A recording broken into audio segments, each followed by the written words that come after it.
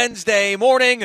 We are live from the Travelers Championship here in Cromwell, Connecticut at TPC River Highlands for the day.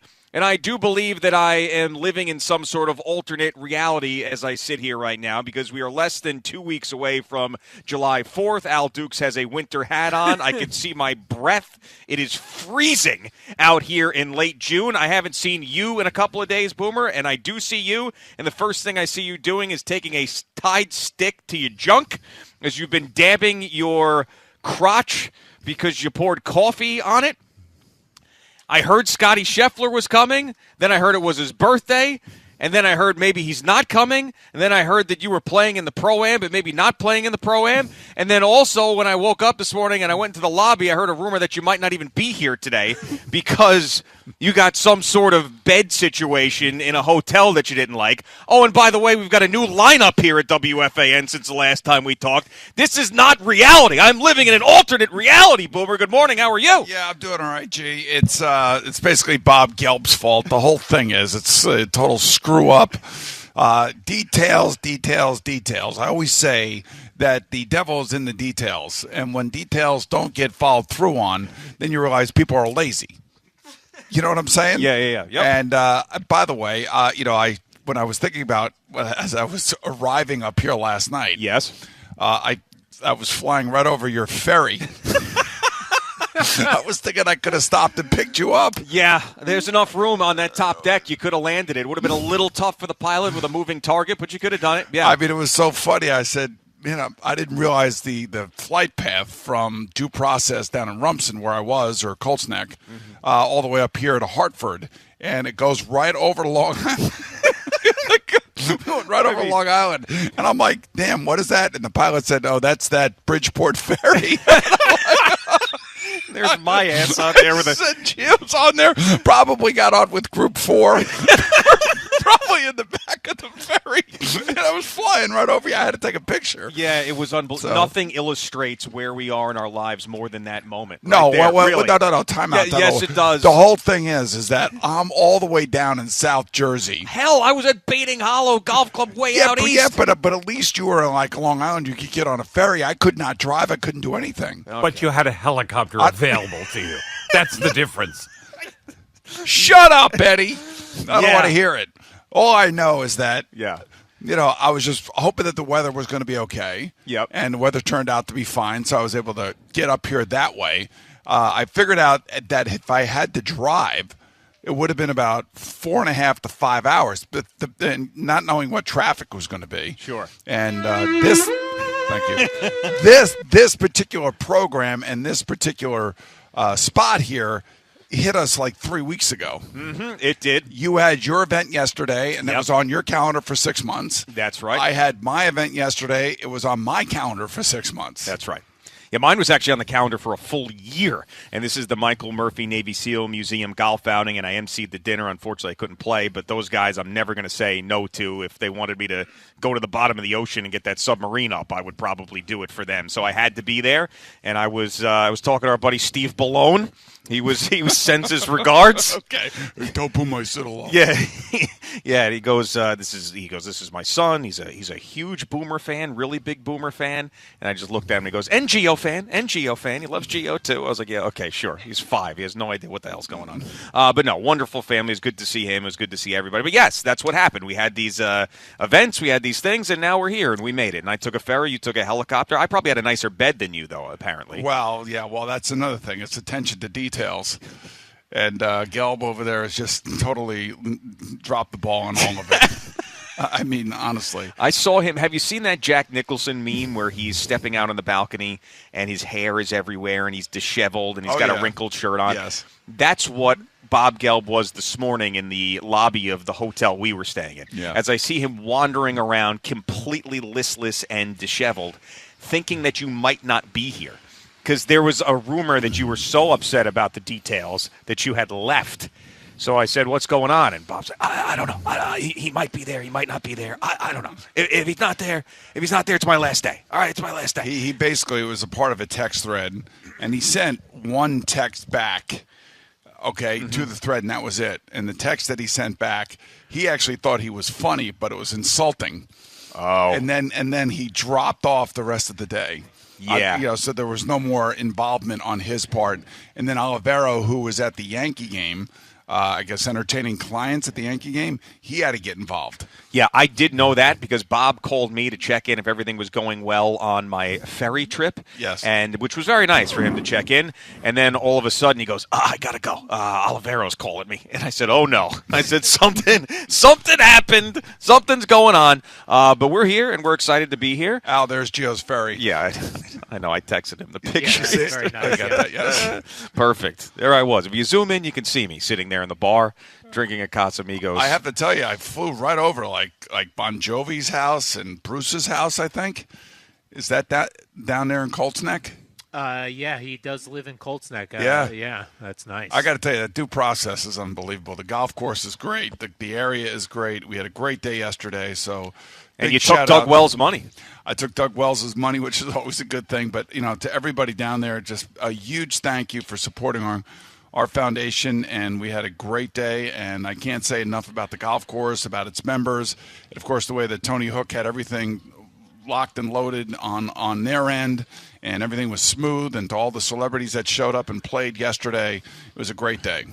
Awesome. Great to hear. Wish I could have been there. Hopefully next year I'll be able to be a part of it as these things maybe will be spread out a little bit more. All right, so new lineup here at WFAN. I feel like we have to comment on that. When did that happen? That happened yesterday while you were flying up here. There was a announcement. There was a big 4 p.m. announcement. Everybody was there. Everybody Can I talked. guess? What do you mean guess? You know what it is by now, don't you? I knew what it was 3 months ago. Exactly. So It's that's like not a even big guess. story. I think it's for us. People haven't heard us comment on it. I think it's great that everybody internally stays. Yeah. Which is great. Mm-hmm. Gives everybody an opportunity to find their voice and to find their spot. I'm very, very happy for Tiki. I think Tiki certainly deserves the opportunity to go to the afternoon. He's a great guy. He's really good at what he does. I'm happy for Sean Marash that he's going to be a part of that as well, because he'll bring a different dynamic, I think. It's I don't know what to tell you. We all are going to miss Craig. There's no question about that. I'll never forget when Craig came into my office to say that he was going to FS1 to do the morning show initially. And he said, I just wanted to let you know. I said, that's fine. I totally understand why you'd have to do it. But I didn't think that it was going to be able to last. And like I said, the first time we talked about this last week is that, he was trying to do everything. And I totally understood that and got that. But this is a much better spot for him now that he can really focus in on that show, and hopefully they pay him a lot more money, and he has a lot more avenues to get his voice out there. But for us here at this radio station, we know all the characters. Sure. That's the great part. And a lot of people were bumped up. A lot of internal people were bumped up. So that's good for morale, as they say. As Chris McMonagle's our new overnight guy. Sean Marash goes from the network over to McGonigal. He better not screw up my drive in. I texted him that yesterday. He needs to be good. He needs to be entertaining, which he will be. Tommy Lugauer gets the permanent bridge show, which is awesome. Sean Marash moves over from the network. Sal Licata gets a full-time gig. Tiki obviously moves up. Evan is the top biller now. His name's on the show. Do we know what the name of the show is yet? It's Evan and Tiki. Oh, it is. Oh, I didn't know that. It's Evan and Tiki, yeah. I don't know what is it. I think that's because of you. I think you made that like a thing. What do you mean? You just made it a thing. Like, Evan deserves top billing. Like, top billing is – you guys, I don't get it sometimes. Well, my point was this, and I stand by it, that Evan has been full-time here for something like 16 years. And his name has been second with Joe and Craig. And if there was – sometimes the name works better second. Yeah, but not in this. Sometimes it works better first. Like Not Gio this and Jones one. work perfect. It did, yes. Boomer and Gio works perfect. Yeah, but we're on the same line. Nah, listen, Evan should have his name first. It was Evan and Tiki. It sounds better. Yeah, Evan and Tiki, Tiki and Evan and Tiki. What do you think, Al? I liked Tiki and Roberts. Tiki and Roberts. Yeah. Tiki and Roberts. On the fan. Yeah, but nobody calls him Roberts. Tiki Right. did say that yesterday. No one's like, hey, there's Roberts. You know what I'm saying? We call him other things. Yeah, I know. Hey, quick. Hey, is that Roberts over there? Yeah, so. It's Carton and Roberts. It was, yeah, but nobody called him Roberts. So now I think, it's Evan. It's Evan Roberts. It's Evan. So it's going to be Evan and Tiki. And then Sean's name is not on the show at all, but apparently he's a big part of the show. Face. Yeah, I know. This gets the sidekick moniker again. Yeah, the other thing I saw Morash is the producer. Tommy's executive producer. So it sounds like Tommy's ahead of him on that. Are you an executive producer? Yeah, definitely. Your title is executive? I had no absolutely. idea. I had really no idea. Oh, yeah. Yeah, I don't think Sean's going to have any sort of off-air responsibilities, quite frankly. They're just putting him in the control room to, like, hurl. Just to throw him in there? Yeah, basically. That's what I think it is. I think that they didn't want to put him in the studio, so they put him in the control room with an open mic, and I don't think he's booking guests or anything. What's happening to Hoffman? What's happening to Hoffman is your Yeah. one question. He's going to remain the midday producer. Oh, he is. Okay. And is it? I don't know the name. Are they going with BT and Sal? Sal and BT? Do we know Tierney and Licata? Do we know? It's going to be a great show. Oh man, Eddie, do you know the name of that one? Because I didn't see that yesterday. Saligata, tuning Prince. Yeah, right. I don't know the name of it. I have no idea. But BT and Sal sounds fine. That's going to be a cockfight. You're going to put those two roosters in a room together, and one's coming out alive. Let's put it that way. You know what I'm saying? And I think Bovada has some odds on that right now too. Remember that whole thing? Go. But here we go. What were they fighting about again? The dumbest thing in the world. So I guess BT won. This is when Sal was very, very angry and was just trying to fire just shots at everybody to get attention. So BT said something along the lines of Dan Quinn was a good head coach. And Sal, that hits him hard because He's a Quinn, Falcon fan, and the whole Super Bowl thing and whatever. Is he from Atlanta? No, but I'm not from Minnesota. I mean, so what the hell? Was he just like a Dirty Bird fan back in the day? Is that what it was? Yeah, I think Deion Sanders. Yeah. Oh, Deion Sanders. Right, Okay. Deion Sanders. So he I guess tweeted him. He's like, "What are you nuts? Dan Quinn is not a good head coach." Blah blah blah. And then he said something on the air to try to get his attention about it, and BT never responded. And then Sal's like, "He doesn't want this smoke." And then we were trying to get BT to respond, and then nothing ever happened. So now they're going to have 4 hours together. Two very intense bald men. It is pivot time. Oh yeah. Yeah, so I'm gonna stick around for that first show and just watch the two of them, circle each other and size each other up.